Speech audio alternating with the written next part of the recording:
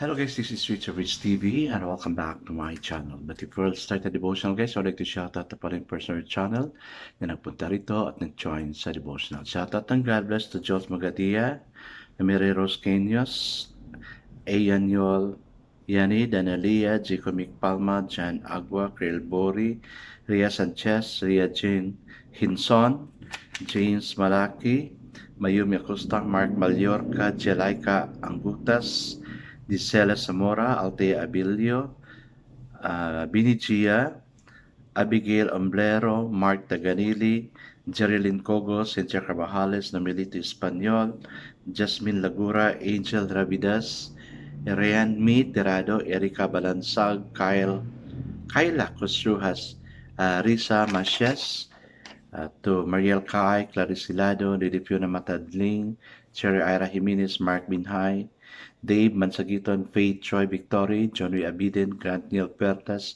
Rogin Tabuyan, Deb Ortez, Christine Arobo, Kelly Shane Ortega, Zia Casino, Divian Bantorino, Gisa May Dinoy, Divine Villarin, Megan Ortega, Grace Magsayo, and of course to my friends na matagal nang andito, to Heart Ponsalan, Connie Vlog, Yang TV, SSC of Korea, Michael Aburita, Friends and Dogville, Lawrence Chongko, Rian Cedric Bersaga, Goldie Lastborn, Anthony Balmoria, and Foreman's Work. Shoutout na rin sa mga hindi nakisabay na manood sa devotional, but still nagpunta pa rin dito para manood at makinig sa devotional. God bless us all, guys.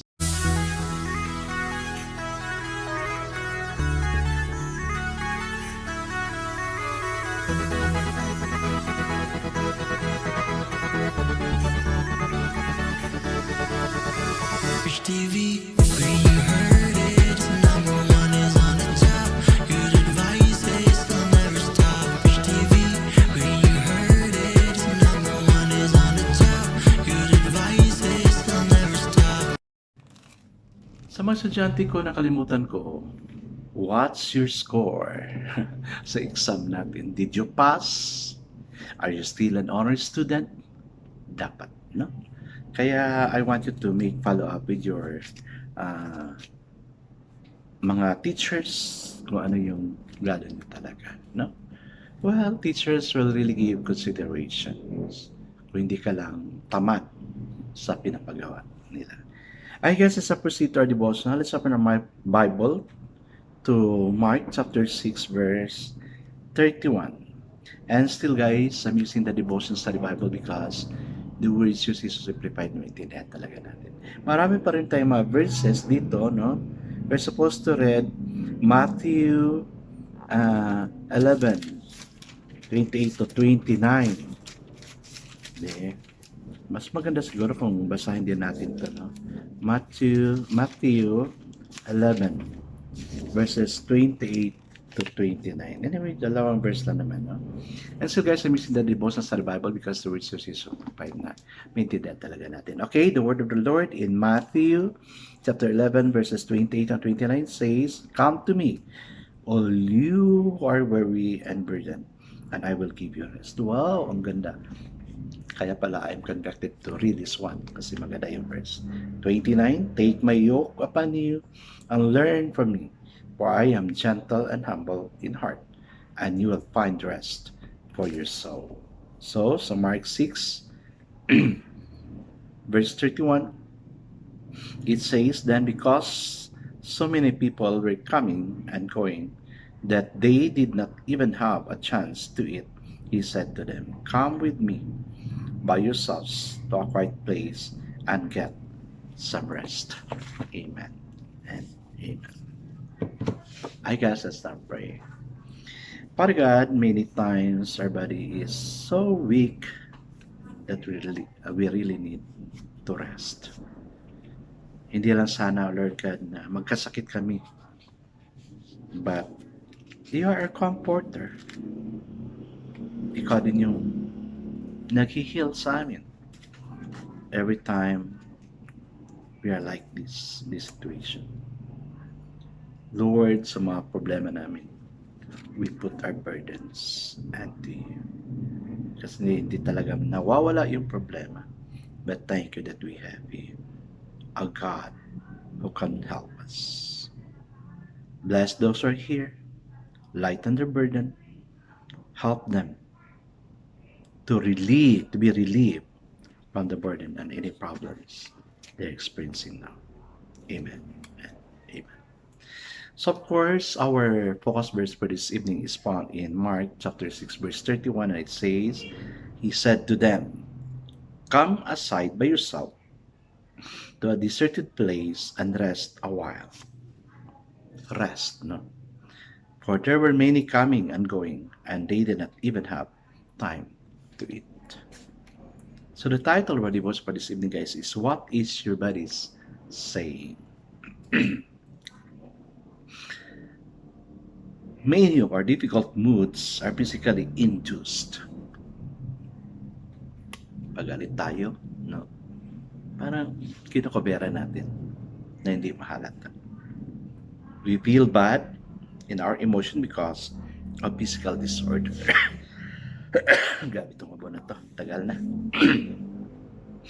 There are times we analyze our emotion with little release from our mood because the cause is in our bodies.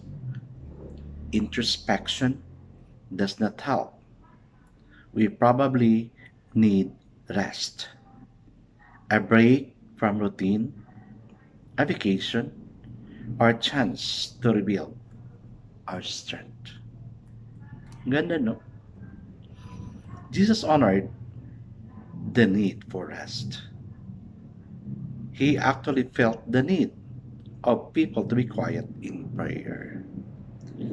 What the Son of God found necessary should not be neglected by us. Often, our most creative times come after a time of resting our mind and bodies. There is an ebb and flow rhythm to life in Christ. We should not feel guilty for loving ourselves or loved by Him and enjoy the pleasure of being in a good physical shape. Christ gives us strength for the impossible if we have been taken time to get the strength from Him. Amen and amen. At my age, guys, no? Well, because when I was still young, I really loved traveling, no? I traveled elsewhere, other nations, no? Roaming around Philippines. Kaya last December, gusto ko talaga, no, maggala ng Manila, Cebu, or Davao, or even here in Camiguin. But because of my ubo, yun, naubos ang pera ko doon sa ubo. Maski nga ngayon. No? Our body needs to be relaxed. So what I did, wala ko napuntahan. I just stayed home. Then I realized, no, maganda pala. If we just stay home, relax, wala kang gagawin, kain, pahinga, it's also a treat to myself. Hindi pa ako nakagastos, no? But, may ano na kami sa grupo namin dito sa school. Now we have to go to Camiguin. Sabi ko, how much money will you prepare? And then sabi niya, ganito, ay, okay. Anyway, wala ka namang gagawin. Gala lang yan. No? Hoping I can go. But still, I'm planning to go further pa kaysa yung naplanuhan talaga. If it's the will of God. If not, then I'll just stay home. Anyway, enjoy naman ako sa bahay. No? Ewan ko ba, na-enjoy ako sa bahay. Kaya, dapat we need to treat our body. Lalong-lalo na if you're so stressful. Ako, ang stress reliever ko lang is, yun, sinasabi ko na, many times, chocolate cake. O, yan. Relieve na ko niya. Satisfied na ako if I can eat a chocolate cake. Kaya laki ako may chocolate cake from Goldilocks and Red Ribbon. Buti pa ang sila. Di nawawala ng pera kasi lagi akong bumibili sa kanila. Okay? So let's treat ourselves. I guess let's now pray. Father God, A tired out, burnout Christian is a contradiction in terms. Release us from this problem. Help us not to burden by heavy problems, but instead release us from sins. Thank you that you're suggesting for us to rest and bless us as we rest, as we enjoy our presence with you. Rest na mawala yung pagod namin. Rest na i-renew yung mind namin. Rest na makapagpahinga kami at mawala yung mga iniindaan naming mga sakit. Bless us all, God. In Jesus' name we pray. Amen and amen. Guys, treat yourself. Sa mga estudyante ko, no? Bago kayo magpunta ng college, treat yourself. Start saving now so you can treat yourself to travel elsewhere. Gaya ng gagawin ko, I really have to travel far sa summer. God bless us always because I know God surely blesses 10 times better. This is again Rich Rich TV. Kita-kita tayo ulit sa muli. Paalam!